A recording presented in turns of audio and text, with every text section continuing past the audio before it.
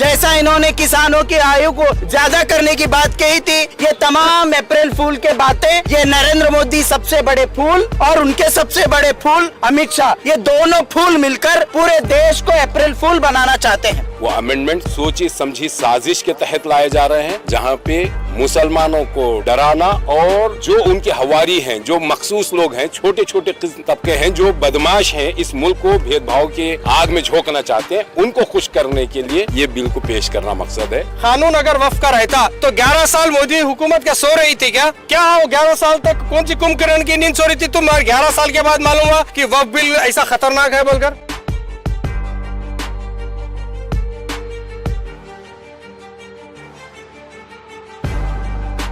This video is sponsored by Mahalakshmi Jewelers, Manur Multi-Speciality Hospital, KBN University, Imran Silk House, Bharat Chicken, Al Sharia Group of Institutions, and by Moria Restaurant.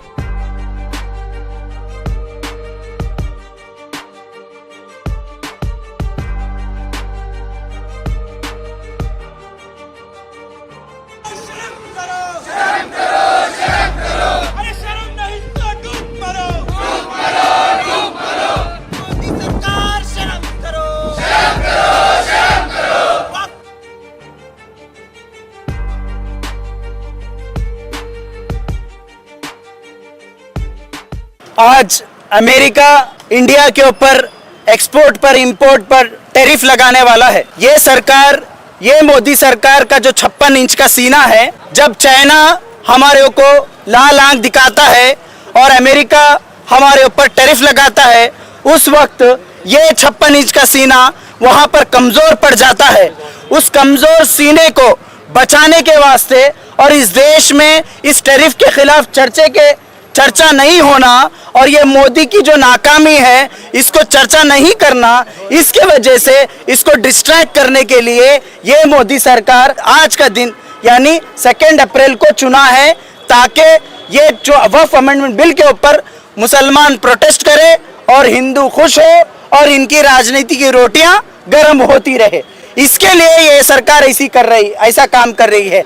ये अप्रैल के महीने के दूसरे दिन ये यहाँ के देश की जनता को अप्रैल फूल बनाना चाहती है सरकार। जैसा इन्होंने 15 लाख रुपए की बात कही थी, जैसा इन्होंने 2 करोड़ की नौकरियों की बात कही थी, जैसा इन्होंने महंगाई कम करने की बात कही थी, जैसा इन्होंने किसानों की आयु को ज्यादा करने की बात कही थी, ये तमाम अप्रैल फूल के बातें, ये नरेंद्र मोदी सबसे बड़े फूल और उनके सबसे बड़े फूल अमित शाह, ये दोनों फूल मिलकर पूरे देश को अप्रैल फूल बनाना चाहते हैं।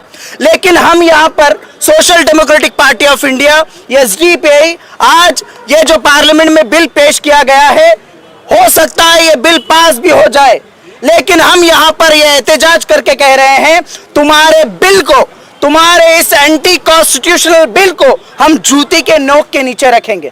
जिस तरीके से हमने सीएए-एनआरसी का मुकाबला किया, जिस तरीके से हमने तमाम उन एंटी पीपल पॉलिसीज को, जैसे कि किसानों के बिल के खिलाफ हमने एहतजाज किया, उसी तरीके से इस वक्फ बिल को भी डस्टबिन में डालने का काम एसडीपीआई और इस देश की जनता और इस देश का मुसलमान करेगा। इस देश का मुसलमान करेगा। All India Muslim personal law board के झंडे के तले, एसडीपीआई के झंडे के तले और उन तमाम ऑर्गेनाइजेशंस के झंडे के तले इस बिल को हम नहीं मानते और नहीं एक्सेप्ट करेंगे। ये सरकार कह रही है कि हम मुसलमानों का भला करना चाहते हैं। अरे हंसी आ रही है मुझे। मुसलमानों का भला, वो भी शैतान के मुंह से, बीजेपी जैसी पार्टी से। मैं पूछना चाहता हूं, मुसलमानों की इतना चिंता क्यों कर रहे हैं आप? मुसलमानों की चिंता क्यों हो रही है आपको? आपको चिंता करना चाहिए हिंदुओं की। आप बात करते हैं हिंदू सम्राट होने की, तो क्यों हमारे हिंदू भाई बहनों के लिए काम नहीं करते आप? वो भी हमारे इस देश के भाई बहन हैं। चलिए, हम महंगाई सह लेंगे, हम महंगाई सह लेंगे, क्योंकि हमें आज है कल नहीं है, लेकिन आपको तो 7 जन्मों तक यहाँ पर रहना है। तो आपको सोचना चाहिए कि पेट्रोल का रेट कितना है, एलपीजी का रेट कितना है। अरे आरबीआई का, रिजर्व बैंक ऑफ इंडिया का डाटा है, 87% लोग, औरतें अपना मंगलसूत्र और गोल्ड गिरवी रखकर आज अपना घर चला रही है। ये सरकार का डाटा है। अरे शर्म आना चाहिए नरेंद्र मोदी जी। हमारे हिंदू माँ बहनों का मंगलसूत्र आज आरबीआई डाटा कह रहा है 87% से ज्यादा गोल्ड लोन ले रहे हैं। आप उनकी चिंता नहीं कर रहे, आप किसकी चिंता कर रहे हैं? अरे मुसलमान औरतों की ट्रिपल तलाक की बात आप कर रहे हैं। अरे क्यों है भाई चिंता आपको? अगर इतनी ही चिंता है और ये कह रहे हैं इस बिल के तहत कि ये डोनेट वक्फ वही करेगा जो 5 साल तक नमाज पढ़ेगा और 5 साल तक अच्छी इबादत करेगा। अरे कैसे बेवकूफाना बिल है। क्या आप हर मस्जिद में हर घर में कैमरा लगाकर मुसलमान 5 वक्त की नमाज पढ़ रहा नहीं पढ़ रहा चेक करेंगे?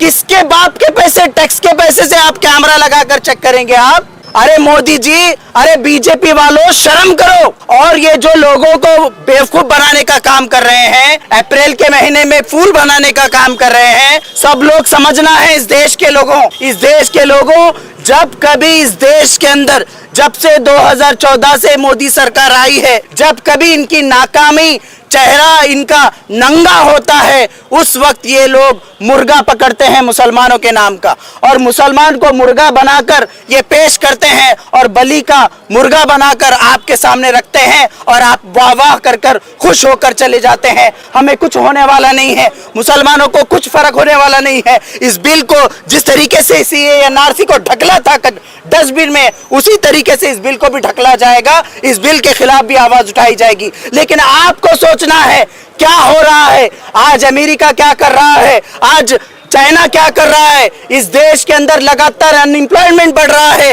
लोग सुसाइड कर रहे हैं, नौजवान सुसाइड कर रहे हैं। हमको तो चलिए सऊदी दुबई कहीं पर भी जाकर क्या भी बकरे भी चला रहते हैं, दूसरा काम भी कर लेते हैं, लेकिन आप क्या करोगे? ये सब कुछ सोचना है।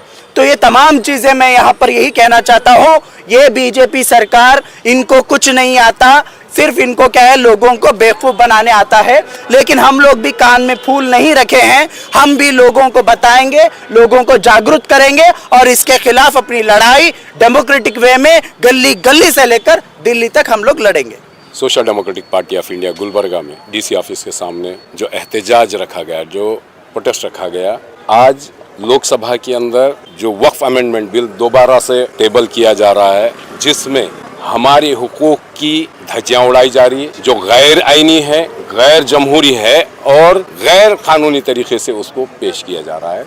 हमारा मानना है कि ये मुल्क के अंदर भेदभाव पैदा करके राजनीति करना छोड़ करके मुल्क की तरक्की के लिए सोचा जाए, बल्कि ये सोचने की बजाय भेदभाव पैदा करके अपनी सियासी रोटियों को सेक करके जातों कौमों के अंदर भेदभाव पैदा करना, उन्नति से दूर रखना, ये गैर आईनी है, गैर सियासी तरीका है, जो सियासी एथिक्स में भी नहीं है, पॉलिटिकल एथिक्स में भी नहीं है। Social democratic party of India पूरे मुल्क भर में प्रोटेस्ट करके ये जतलाने की कोशिश कर रही है, जो अमेंडमेंट्स लाए जा रहे हैं वो अमेंडमेंट सोची समझी साजिश के तहत लाए जा रहे हैं, जहां पे मुसलमानों को डराना और जो उनके हवारी हैं, जो मखसूस लोग हैं, छोटे छोटे तबके हैं जो बदमाश हैं, इस मुल्क को भेदभाव के आग में झोंकना चाहते हैं, उनको खुश करने के लिए ये बिल को पेश करना मकसद है। हम इसको एक कंडम करते हैं और इसकी मुखालिफत करते हैं अंत तक का, जब तक का ये बिल वापस नहीं लिया जाता है। लोकसभा में वक्फ अमेंडमेंट बिल 2024 जो बिल पेश होने जा रहा है उसके खिलाफ प्रोटेस्ट कर रहे हैं पूरे अपोजिशन पार्टीज और देश के कानून में जो विश्वास रखने वाले सेक्युलर जो एमपीज हैं उनसे रिक्वेस्ट करते हैं कि ये बिल को अपोज करना है, रिजेक्ट करना है। देखिए, झूठ, नफरत और बर्बरियत के जुल्म पर आप कितनी बड़ी भी इमारत बनाएंगे वो ज्यादा दिन तक टिकने वाली नहीं है। झूठ क्या है इसमें? झूठ ये है कि ये बोला जाता है कि डिफेंस के बाद और रेलवे के बाद सबसे ज्यादा जो जमीन है वो वक्फ के पास है। ये सबसे बड़ा झूठ है। आप गैजेट आप चेक करेंगे तो 9,40,000 एकड़ वक्फ बोर्ड का पास जमीन है। वही आप टेम्पल बोर्ड्स के पास देखिए, चर्च बोर्ड्स के पास देखिए, सिख बोर्ड के पास कितना है उनके पास। खाली तमिलनाडु स्टेट में वहाँ के टेम्पल्स में 4.5 लाख एकड़ जमीन है वहाँ के टेम्पल्स के पास। आंध्र प्रदेश में 4 लाख एकड़ है। सिर्फ 4 छोटे स्टेट, तमिलनाडु, आंध्र प्रदेश, ओडिशा और तेलंगाना, सिर्फ ये 4 स्टेट के पास अगर आप देखेंगे 10 लाख एकड़ से भी ज्यादा जमीन टेम्पल्स के पास है। और हमारे पर क्या इल्जाम लगाते हैं कि 9.5 लाख एकड़ पूरे इंडिया में वक्फ के पास है। सिर्फ 4 स्टेट में 10 लाख एकड़ टेम्पल्स के पास है और पूरे इंडिया भर में 9,40,000 है। और वो भी सबको मालूम है कि 9,40,000 एकड़ में से भी आधे से ज्यादा ऑलरेडी लोग लूट लिए। खाली 2 से 3 लाख एकड़ बचे होंगे शायद। आज जो एसडीपीआई की जानिब से ये प्रोटेस्ट कॉल किया गया था वक्फ अमेंडमेंट बिल 2024 की मुखालिफत में। हम बहैसियत गुलबर्गा के शहरी और ज़िम्मेदार की हैसियत से यहाँ पर शरीक हुए हैं। ये बिल बहुत ही ख़तरनाक बिल है और ये बिल के अंदर जो नुकात हैं वो उसके बारे में तफसीलात आहिस्ता आहिस्ता सामने आ रही हैं। लेकिन जो बीजेपी हुकूमत और एनडीए की जो हुकूमत है, अब वो बीजेपी की हुकूमत बन गई है, वो जो बिल लेकर आई है उसके अंदर एक ख़तरनाक बात ये कही जा रही है, एक हैरत अंगेज़ बात ये कही जा रही है कि ये गरीबों और औरतों के लिए है।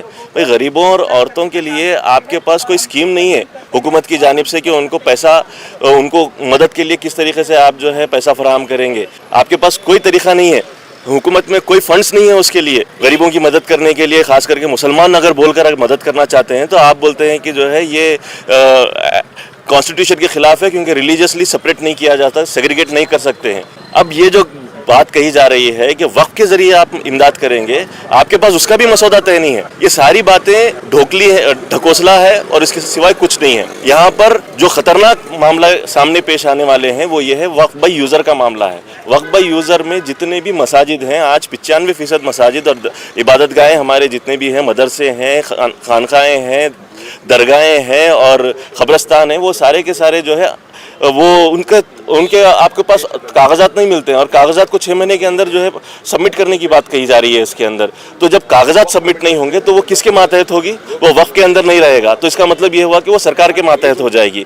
और फिर उसके अंदर जो तरह तरह की चीज़ें लाई जा रही हैं, चाहे वो डीसी को इख्तियारात देने की बात हो, चाहे वो जो है दूसरे कौमों के लोगों को उसके अंदर शामिल करने की बात हो, या फिर नॉमिनेट ज़्यादा से ज़्यादा करने की बात हो जिसमें अक्सरियत जो है हुकूमत के पास रहेगी, ये सारे मामले बताते हैं कि हुकूमत अपना मुकम्मल वर्चस्व इस पे कायम करना चाहती है, कंट्रोल कायम करना चाहती है और इसकी हम सख्त से सख्त मजम्मत करते हैं। हुकूमत को चाहिए कि इस बिल को वापस ले ले और टीडीपी और जेडीयू, आप लोग याद रखें जिस तरीके से बीजू जनता दल के साथ में और वाईएसआर कांग्रेस के साथ में जो हाल हुआ है, जो हश्र हुआ है, वही हश्र आपका आने वाले वक्त में होगा अगर आप ये बिल का साथ देंगे तो। This video is sponsored by Mahalakshmi Jewelers, Manu Multispeciality Hospital, KBN University, Imran Silk House, Bharat Chicken, Al Sharia Group of Institutions, and by Moria Restaurant.